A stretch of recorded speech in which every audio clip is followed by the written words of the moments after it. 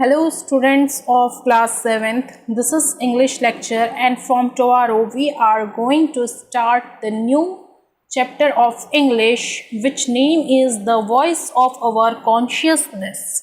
Students, the voice of our consciousness इसका meaning actually है हमारे मन की आवाज़ कि जो हमारे मन की आवाज़ है वो क्या कहती है और वो हम तब कैसा फील करते हैं और तब हमें क्या डिसीजन लेना चाहिए, ये चैप्टर्स बस उसी के लिए है. And the writer was Munshi Premchand. Yes of course the famous writer he is. Okay, so इनकी ये जो स्टोरी है, टू फ्रेंड्स हैं जिनकी स्टोरी आज हम लोग पढ़ने वाले हैं. दो फ्रेंड्स हैं, जुम्मन शेख एंड अलगू चौधरी. इनकी फ्रेंडशिप के बारे में हम लोग देखेंगे और कैसे कैसे जो इनकी लाइफ में डिस्ट्रैक्ट आते हैं और वो चेंज होती है इनकी लाइफ, इसको हम लोग यहाँ पे देखेंगे. Okay, so students, if you have a book so you have to open your book the voice of our consciousness and the page number is 49. Now I am going to read. Okay, so the voice of consciousness मतलब कि हमारे मन की आवाज़. Jumman Sheikh and Algu Chaudhary had been close friend from their childhood. So जो जुम्मन शेख और अलगू चौधरी थे वो बचपन से ही, अपने बचपन से ही क्या थे, एक क्लोज फ्रेंड थे, पक्के फ्रेंड थे. Okay, the two were inseparable and lived close to each other in the same village. और वो मतलब this is the inseparable. Okay, तो ये जो इंसेपरेबल है ना, उन दोनों में एक अटूट दोस्ती थी और उन लोग बचपन से ही कहाँ पे, एक ही विलेज में रहते थे. So their friendship was founded on common outlook and a deep trust in each other. तो उनकी जो फ्रेंडशिप की शुरुआत थी ना, वो कॉमनली हुई थी, जैसे कॉमन होती है, हम किसी से मिलते हैं या फिर किसी शॉप में मिल लिए या फिर स्कूल में मिल लिए, किसी मोहल्ले में एक साथ रहते, तो ऐसी कॉमन उनकी शुरुआत हुई थी फ्रेंडशिप की. बट जो एंड था वो एक मतलब अंत, लेकिन बाद में वो क्या हो गए थे, एक दूसरे पर ब्लाइंडली ट्रस्ट करने लगे थे, डीप ट्रस्ट करने लगे थे. मतलब कोई जुम्मन के बारे में कुछ बोल दे तो अलगू विश्वास न करे, एंड अलगू के बारे में बोल दे तो जुम्मन विश्वास न करे, ऐसा. Okay, so neither and discord nor any rancour. Discord मतलब क्या होता है students? Look at here, the state of not angering and rancour मतलब क्या होता है? बीटरनेस. Ever blemished. ब्लेमिश्ड मतलब क्या होता है? स्पॉइल्ड. Their friendship. तो देखिए, उनकी फ्रेंडशिप में ना कभी कोई तकरार आई थी, ना कोई दरार आई थी, ना कभी कोई गुस्सा था. ओके, ना कभी कोई बिटरनेस था, कोई कड़वाहट आई थी उनकी फ्रेंडशिप में, ऐसा कुछ भी नहीं था. Jumman assigned the responsibility of looking after his house and family to Algu when he traveled.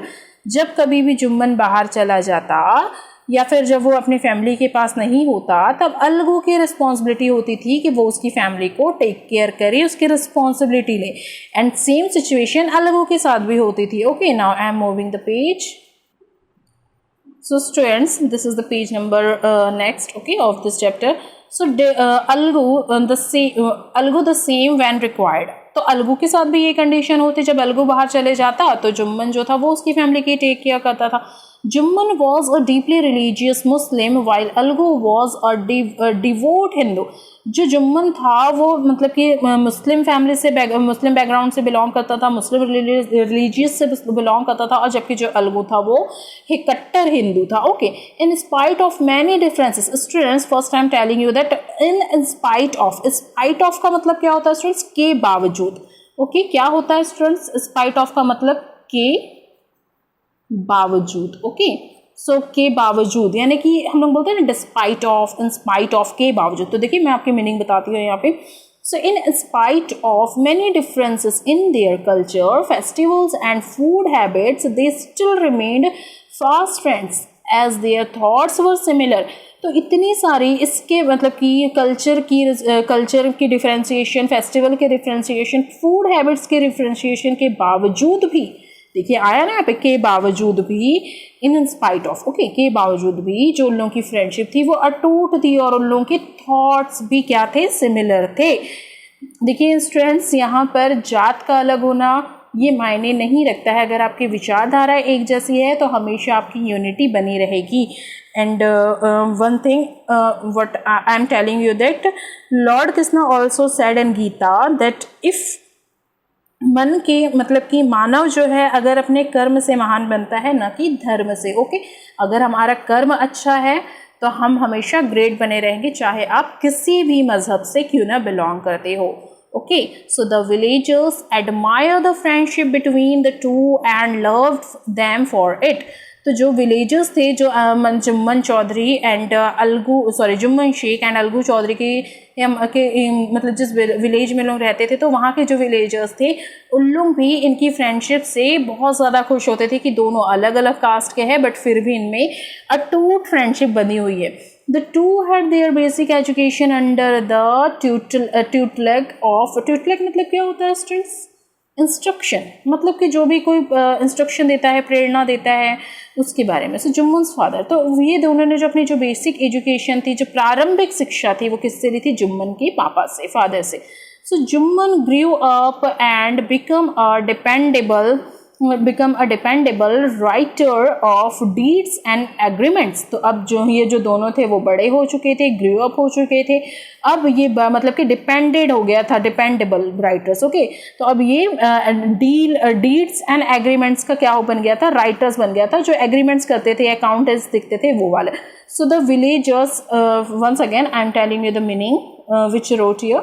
So these are the legal documents. The deed is generally signed by only the person party, whereas the agreement by its name suggests that there should be at least two parties approving the same documents. मतलब student जो documents वगैरह बनाते हैं ना legally कोई चीज़ के, तो ये जो काम था ये किसको मिल गया था? अब जुम्मन करता था ये वाला काम। Okay, so the villagers treated him with the regard for this.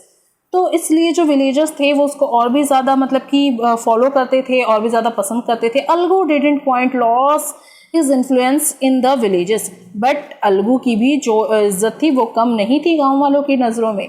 He was affluent and that got him the prestige and respect before the villagers, क्योंकि वो एक अफ्लुएंट फैमिली से बिलोंग करता था, एक रिच फैमिली से बिलोंग करता था, और इस वजह से वो हमेशा रिस्पेक्टफुल रहा था विलेजर्स की नज़रों में। All went smoothly until there arose dispute between Jumman and his khala. The meaning of the khala, this is the Muslims word, okay, Islamic word, Urdu word, and the meaning of khala in Hindi is mausi. ठीक है, हिंदी मतलब कि हिंदी में जो खाला है इसे क्या बोला जाता है? मौसी बोला जाता है या मासी बोला जाता है। सो सब कुछ बहुत अच्छा चल रहा था इन दोनों की लाइफ में, तब तक, कब तक? जब तक कि जो जुम्मन का झगड़ा उसकी खाला से ना हुआ था। Jumman had an old lonely aunty with no one in her family.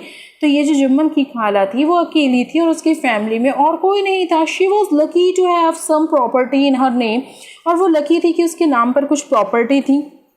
For her upkeep in her old age she offered a bequeath her land to Jumman in exchange of food and shelter until her demise.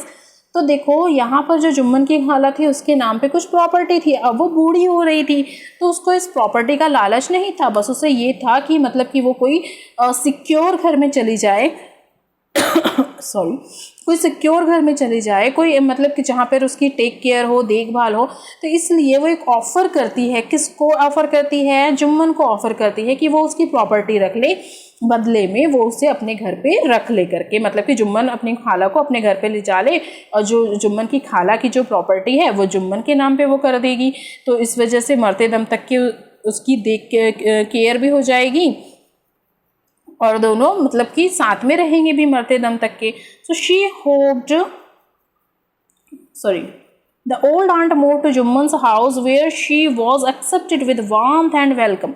तो यहाँ पर क्या हुआ था, जो जुम्मन की aunt थी वो मूव कर गई अपने मतलब कि जुम्मन के घर पे, और बहुत ही वार्म, बहुत ही अच्छा वेलकम किया गया क्योंकि उसने प्रॉपर्टी नाम पे कर दी थी। She hoped that she could live and die with dignity and love in the foster home, हमारे घर के बूढ़े भी रहते हैं ना, वो भी क्या बोलते हैं कि मुझे एक बहुत ही मतलब कि इज्जत के साथ मरना है, रिस्पेक्टफुल मतलब डेथ होना चाहिए, आखिर में मैं सुख शांति से रहूं। तो बस यहाँ पर भी ये जो खाला थी, इनकी भी उम्मीद ऐसी ही थी कि भले ही तू प्रॉपर्टी ले ले, लेकिन अब जब वो उसके घर पे आ गई तो फिर उन्होंने यही सोची कि अब मैं सुकून से मर सकती हूँ, शांति से मर सकती हूँ, एक इज्जत के साथ। The responsibility of looking after the old lady feel of Jumman's wife Kariman. तो यहाँ पर जो रिस्पॉन्सिबिलिटी थी खाला को देखने की, उसकी टेक केयर करने की, वो उसकी रिस्पॉन्सिबिलिटी किसकी थी? जो जुम्मन की वाइफ थी ना, कैरीमैन, उसकी रिस्पॉन्सिबिलिटी थी। Students, this video is also too much long, so I am stopping here. See you soon with the next part of this chapter. Okay, so till then, take care. Bye bye.